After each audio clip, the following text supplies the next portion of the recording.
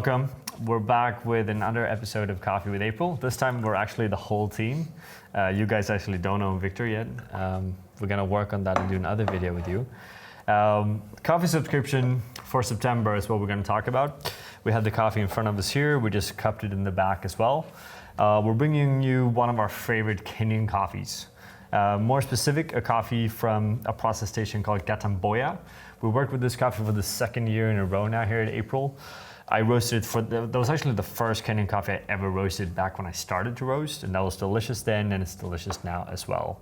It's a classic SL28, SL34 wash processed, very straightforward Kenyan profile. We have a lot of blackberries, we have a lot of blackcurrant, also quite a lot of apples, and the structure in itself is a bit winey as well.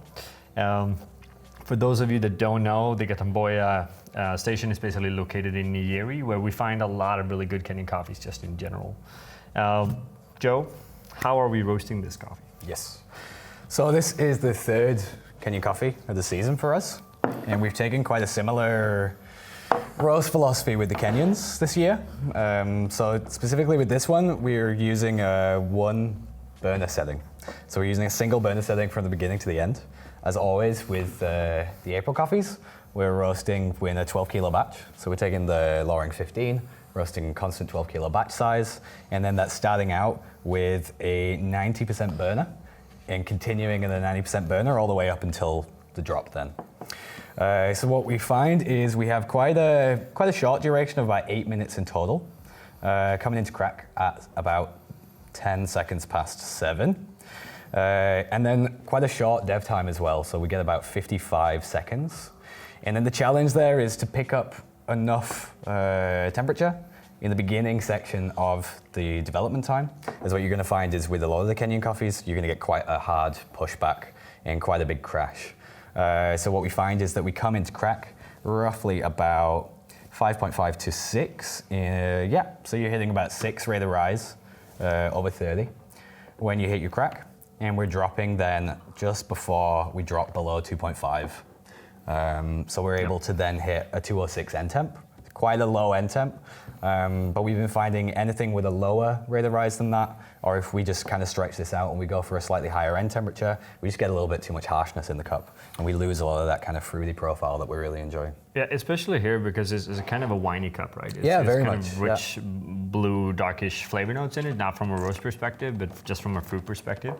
And long story short, the more aggressive the coffee would crash after crack, the higher up we want to push the crack rate of rise, more or less, right? Because otherwise we're not going to be able to finish with the end time that we want to. Rasmus here has actually brewed this cup of coffee that we're drinking right now. How did you brew it? First of all, I used the V60 brewer with a brew recipe of 20 grams of coffee to 300 grams of water. Basically a very simple brewing recipe with pulse pouring every 30 seconds, 50 grams until we reach 300 grams of coffee. And the final brew time was about 3 minutes and 25 seconds. I mean, coarse grind setting just for a very clean brew, letting the bit drain through every time you pour it. Do we have a water temperature there as well? Did you say that? I think it sits about 91 degrees, 92. Yeah, sure. Awesome. Victor, any notes on what are we tasting in this cup? Do you like this cup? Yeah, I like it very much. It's very vibrant and fruity, so I very enjoy drinking it. Yeah, it's definitely a bit more. I mean, if we benchmark Gatamboya, which was the latest Kenyan we had Mbendia a tiny bit in between there as well, but Gatamboya was a lot more floral, a lot more citric, much more complex in the structure as well. This really is a really fruity, punchy Kenyan coffee, which is delicious in itself as well, but doesn't really have the complexity that Gatamboya had before as well. Any last notes? A lot of dark berry fruits. Super delicious. Yeah, I think brew style here, definitely try to keep it on the lighter side, meaning a slightly lower TDS, because it is a heavier cup in itself. Again, not so much by the roast, but the taste quality of flavor notes in general are just a bit heavier. When we cut before, we actually did a 1:18 ratio, which we haven't really done before. And that's also really helpful to just stretch it out a bit more. You can really extract the shit out of this coffee if you want to. I mean, I would agree very much that when I'm brewing my Kenyan coffees at home these days with these kind of profiles, I'm cutting back the ratio quite a fair bit actually. Yeah. And that's against a lot of our other coffees. Just generally, I find that you need a little bit more space, room to breathe in the brews with a coffee like this. Otherwise, you can get a little bit of graininess, or you can get a little bit of a sort of closed edge. But if you just kind of cut that ratio back a little bit, you can get really nice complexity in that kind of winey juiciness that just comes across much cleaner. Which is super tasty. And maybe you said a really coarse grind, but for those of you, it's ground on a EK43. So it's Do we have a number? Course is setting number 11 on the EK43. So the course is sitting, again, depending on calibration, all of this, on Comandante, because some of you will ask, I'm going to just guess 32 clicks. No, I it's mean, more 32? though. Is it more? It's constant. No, because I have red clicks in. Yeah. Yeah, but so do you also have red I mean, we clicks? never go above 40. That's coarse as fuck. Yeah. I think we're down. I mean, 40 to 45 is a good starting point.